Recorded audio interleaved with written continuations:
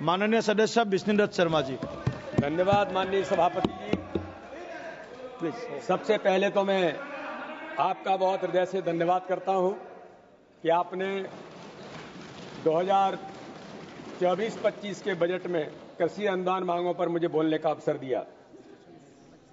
ये बजट माननीय प्रधानमंत्री श्री नरेंद्र मोदी जी के 2047 के विकसित भारत का जो संकल्प है, उस संकल्प में माननीय प्रधानमंत्री जी ने जो देश के अंदर कहा है कि देश के गरीब, किसान, युवा और नारी शक्ति के कल्याण को लेकर उनका संकल्प है। आज हमें गर्व है कि इस बजट के माध्यम से माननीय प्रधानमंत्री नरेंद्र मोदी जी ने वित्त मंत्री श्रीमती निर्मला सीतारमण जी ने कृषि क्षेत्र में इस बजट के माध्यम से इन चारों वर्गों की समृद्धि का रोड मैप तैयार करने का काम इस बजट के माध्यम से किया है। हम सब लोग जानते हैं कि आधारभूत ये सत्य है कि भारत की जो अर्थव्यवस्था है, ये कृषि पर एक बड़े पैमाने में आज आधारित है। इसलिए कृषि आधारित इस एग्रो बेस्ड सिस्टम में खाद्य सुरक्षा सुनिश्चित करने के लिए, रोजगार प्रदान करने के लिए, समग्र आर्थिक विकास में कृषि क्षेत्र की जो महत्वपूर्ण भूमिका है, इसलिए भारत के आर्थिक सामाजिक ताने बाने के लिए जो महत्वपूर्ण क्षेत्र है, इस भाव को माननीय प्रधानमंत्री नरेंद्र मोदी जी ने पहचानते हुए अपने विभिन्न पहलुओं के आधार पर इस बजट आवंटन में उल्लेखनीय वृद्धि की है।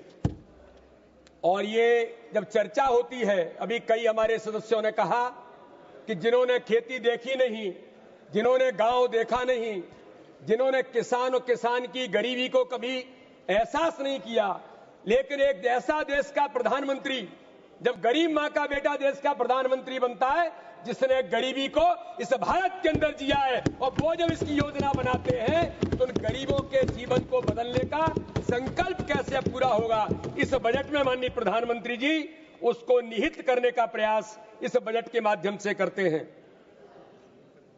आदरणीय सभापति जी, गरीबी के जीवन के स्तर को ऊंचा उठाने का और भारत के परिदृश्य को बदलने के लिए इस बजट में माननीय प्रधानमंत्री मोदी जी ने जो नेतृत्व और दिशा देने का काम किया है, मैं आज यहां पर कहना चाहता हूं कि इस बजट में वो भावना निहित है जो देश के अंदर महात्मा गांधी जी ने ग्राम विकास की परिकल्पना की है। इस बजट में वो भावना निहित है। लोग चर्चाएं तो बहुत करते हैं, लेकिन बाबा साहब अंबेडकर के विचारों को दलित, शोषित, पीड़ित के लिए कैसे हमें आगे ले जाकर के उनके जीवन को बदलना है, तो इस बजट के अंदर बाबा साहब अंबेडकर की भावना को भी निहित किया है।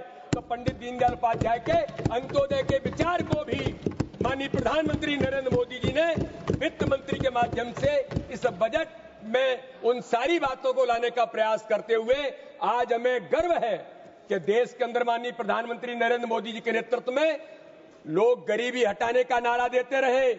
बैठे हुए मेरे विपक्ष के मित्र हैं, 55 वर्षों तक राज किया, कभी गरीबी हटी नहीं, केवल गरीबी का नारा देते रहे। लेकिन भारत के प्रधानमंत्री नरेंद्र मोदी जी के नेतृत्व में 25 करोड़ लोग भारत के अंदर गरीबी रेखा से ऊपर आए हैं। आज इस बजट के माध्यम से मैं कहना चाहता हूं कि माननीय प्रधानमंत्री जी ने जो 2008-9 में 11,915.22 करोड़ का बजट था, आज इस बजट में 1,22,528.77 करोड़ का बजट माननीय प्रधानमंत्री जी के नेतृत्व में किसानों के लिए हमारी भारतीय जनता पार्टी की सरकार, एनडीए की सरकार ने दिया है।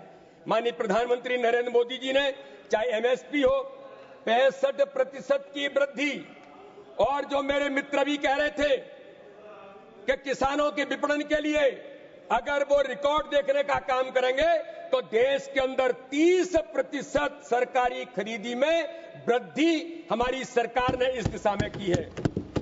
और अगर हम देखते हैं किसानों के लिए उर्वरक को लेकर के कई प्रकार की बातें जब चलती हैं, सब्सिडी में 3 गुना की वृद्धि माननीय प्रधानमंत्री मोदी जी के नेतृत्व में आज इस बजट के माध्यम से हुई है।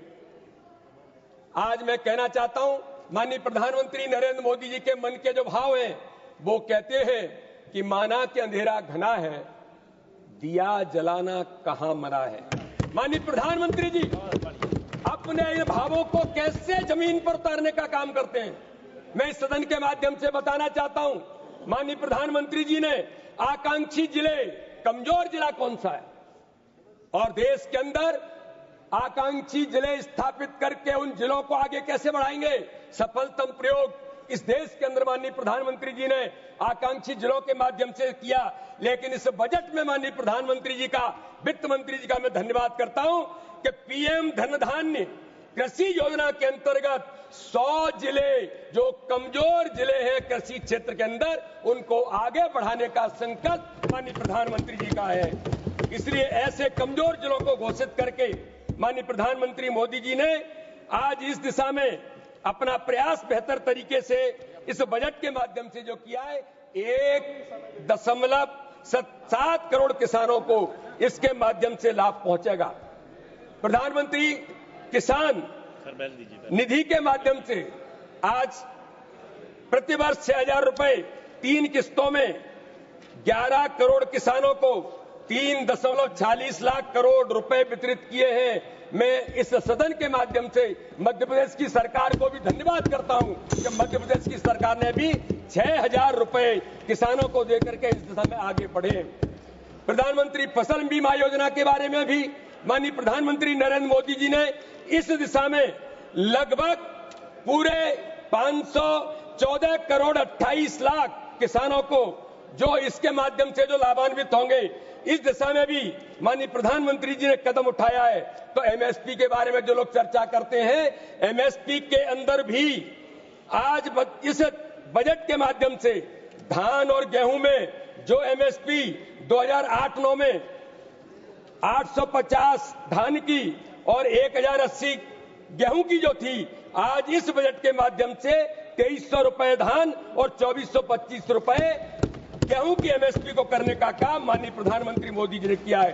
कृषि के इंफ्रास्ट्रक्चर फंड में भी कि किस प्रकार से एग्रीकल्चर के इंफ्रास्ट्रक्चर फंड को आगे बढ़ाया जाएगा, इस दिशा में भी माननीय प्रधानमंत्री जी ने 87,500 से अधिक परियोजनाओं के लिए 52,730 करोड़ रुपए की मंजूरी देने का काम इस माध्यम से बजट में किया है।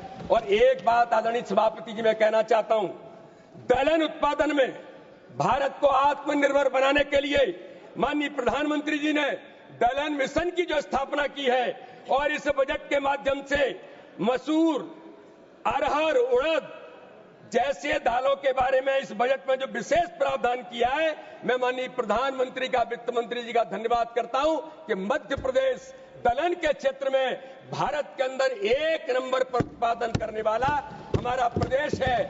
आगामी समय में इस दलहन उत्पादन के माध्यम से जो दलहन का मिशन है, मध्य प्रदेश के किसानों को भी इस दिशा में बड़े पैमाने पर प्रगति करने का अवसर मिलेगा। मैं आपको बताना चाहता हूं कि मध्य प्रदेश के अंदर भी आज दलहन उत्पादन में 25% देश का हिस्सा कहीं उत्पादित होता है तो मध्य प्रदेश के अंदर होता है।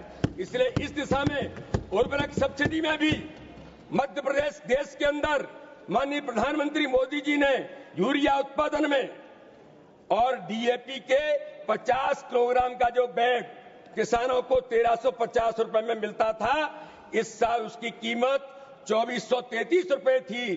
डीएपी पर 1043 रुपए की सब्सिडी देने का काम हमारी सरकार ने माननीय प्रधानमंत्री मोदी जी के नेतृत्व में किया है। इसलिए माननीय सभापति जी, मैं आपके माध्यम से एग्रीकल्चर टेक्नोलॉजी में इस बजट के माध्यम से उन्नत बीज मिशन, नमो ड्रोन दीदी और राष्ट्रीय कृषि विकास परियोजना के माध्यम से एग्री स्टार्टअप के माध्यम से नौजवानों को भी अवसर देने का काम किया है। केवल 1 मिनट बस। माननीय अध्यक्ष महोदय, आपके माध्यम से मैं बताना चाहता हूं, माननीय प्रधानमंत्री नरेंद्र मोदी जी ने हमारे कृषि मंत्री जी के नेतृत्व में जिस प्रकार से देश के अंदर हम आईसीआर के माध्यम से 20 एग्रीकल्चर के बीज के 25 बीज के हब स्थापित किए हैं, मिलेट का उत्पादन बड़े पैमाने पर बढ़ा है। इसलिए इस दिशा में मैं आज आपको कहना चाहता हूं, केवल एक मिनट, इन प्रयासों से खाद्यान्न उत्पादन में पर्याप्त सुधार हुआ है, किसानों के आय में वृद्धि हुई है, ऋण सुविधाओं में वृद्धि हुई है और फसल बीमा बेहतर हुआ है। इसलिए परिणाम स्वरूप कृषि क्षेत्र विकसित और फल फूल रहा है। दुनिया के सर्वाधिक लोकप्रिय नेता और वैश्विक नेता माननीय मोदी जी के नेतृत्व में भारत को कृषि उत्पादन, एग्री प्रोडक्शन और निर्यात में वैश्विक नेता के रूप में स्थान मिला। माननीय प्रधानमंत्री जी का बहुत बहुत आभार। धन्यवाद जी। एक बात सुनिए, एक आप बैठे। ऐसे तो एक बात अब सबको जानकारी है, मध्य प्रदेश में कृषि क्षेत्र में सबसे विकास दर आदरणीय पूर्व के हमारे मुख्यमंत्री वर्तमान के हमारे कृषि मंत्री जी के नेतृत्व में हुआ है। ये देश के जानकारी आप सबके पास है, देश के लोगों को। तो मैं अभी श्री के राधाकृष्णन आपको बुलाता हूँ। K Radhakrishnan ji. Thank you speaker sir.